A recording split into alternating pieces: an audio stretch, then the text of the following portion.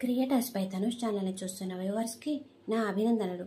ఈరోజు నేను అక్షయ తృతీయ ఎప్పుడు వస్తుంది, అక్షయ తృతీయ అంటే ఏమిటి, అక్షయ తృతీయ రోజు చేయవలసిన దానాలు, వీటిని గురించి వివరిస్తున్నాను. అక్షయ తృతీయ హిందువులకు ముఖ్యమైన పవిత్ర సందర్భం. ఇది ప్రతి సంవత్సరం ఏప్రిల్ లేదా మే నెలలో వస్తుంది. ఈ రోజున బంగారం మరియు స్థిరాస్తి కొనుగోలు చేయడం చాలా శుభప్రదం అని తెలియజేస్తున్నారు. అక్షయ తృతీయను అకతీజ్ అక్తి లేదా పరశురామ జయంతి అని కూడా అంటారు. అక్షయ తృతీయ ప్రాముఖ్యత: అక్షయ తృతీయ రోజున ఏదైనా శుభకార్యం చేయడానికి ముహూర్తం చూడవలసిన అవసరం లేదు. ఈ రోజున వివాహం, గృహప్రవేశం, అన్నప్రసన లాంటి శుభకార్యాలు చేయవచ్చు. ఈరోజు దానం, పూజ, హోమం మొదలైనవి అక్షయ ఫలం ఇస్తాయని నమ్ముతారు.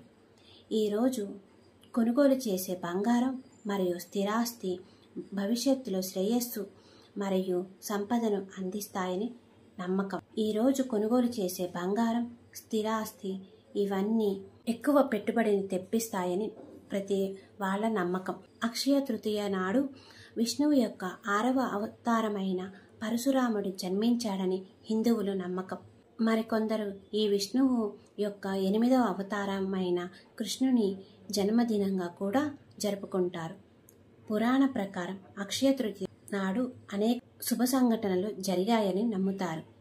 మహాభారత రచయిత మహర్షి వ్యాసుడు ఈ రోజునే గణేశుడికి ఇతిహాసాన్ని చెప్పడం ప్రారంభించాడని ఒక పురాణం చెబుతుంది.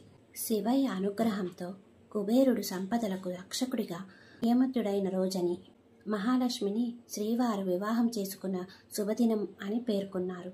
ఈ రోజున లక్ష్మీదేవిని బంగారంతో అలంకరించి పూజిస్తే ఇల్లు సిరి సంపదలతో కలకలలాడుతుందని భక్తుల నమ్మకం.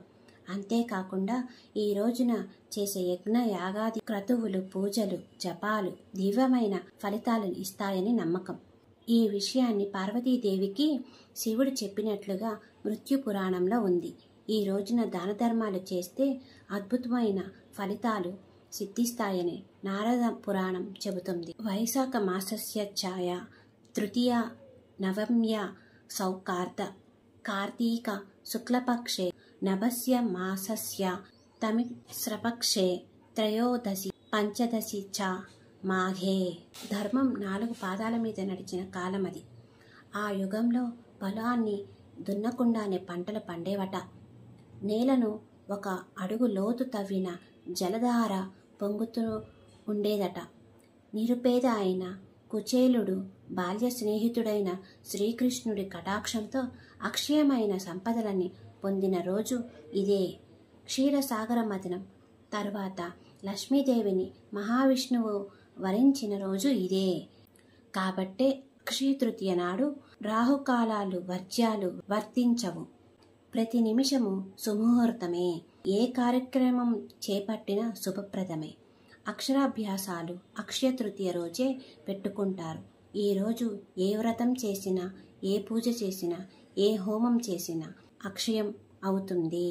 అక్షయ తృతీయ 4 ప్రాముఖ్యతలు వివరించుట: పరశురాముని జన్మదినం, పవిత్ర గంగానది భూమిని తాకిన పర్వదినం, కృతయోగం మొదలైన దినం, శ్రీకృష్ణుడు తన బాల్యమిత్రుడైన కుచేలుడిని కలుసుకున్న దినం, వ్యాస మహర్షి మహాభారతమును వినాయకుడికి సహాయముతో వ్రాయడం మొదలుపెట్టిన, సూర్య భగవానుడు వనవాసములో ఉన్న పాండవులకు అక్షయపాత్ర, శివుని ప్రార్థించిన కుబేరుడు శ్రీ మహాలక్ష్మితో సమస్త సంపదలకు సంరక్షకునిగా నియమించిన రోజు, ఆదిశంకరులు కనకధరాస్తవంను చేసిన రోజు, అన్నపూర్ణాదేవి తన అవతారాన్ని స్వీకరించిన రోజు, ద్రౌపది శ్రీకృష్ణుడు దుశ్శాసుని బృందావనంలోని బంకే బిహారీ ఆలయంలో శ్రీకృష్ణుడి పాదాలను దర్శించుకునే అవకాశం ఒక్క అక్షయ తృతీయ రోజునే దక్కింది. అక్షయ తృతీయ రోజు బంగారము, గృహ నివాసాలు ఇవే కాకుండా వీటిని కూడా తీసుకొని రావచ్చు. పత్తి లక్ష్మీదేవికి సంపదకు సంకేతం. రాళ్ల ఉప్పు శరీరాన్ని, గృహాన్ని శుభప్రదం చేస్తుంది, దురదృష్టాన్ని దూరం చేస్తుంది. మట్టి కుండ ఇంటిలో శాంతిని, చల్లదనాన్ని తీసుకొస్తాయి. దేవతల ఆశీస్సులు లభిస్తాయి. తెల్ల ఆవాలు లేదా బార్లీ గింజలు ఇవి పాపాలను తొలగిస్తాయి. గవ్వలు ఇవి సముద్రపు గవ్వలు. లక్ష్మీ కటాక్షాన్ని పొంది సుఖ సంతోషాలు, ధనధాన్యాలు లభిస్తాయి. దండి అక్షయ తృతీయ యొక్క ప్రాముఖ్యత.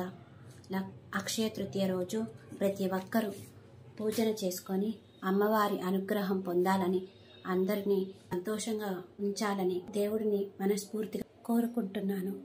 నా ఛానల్ను ప్రతి ఒక్కరూ చూసి ఎలా ఉంది కామెంట్ రూపంలో నాకు తెలియజేయండి. ఇంకా మరిన్ని వీడియోస్తో మీ ముందుకు క్రియేటర్స్ బై ధనుష్ ఛానల్కు తీసుకువస్తాను.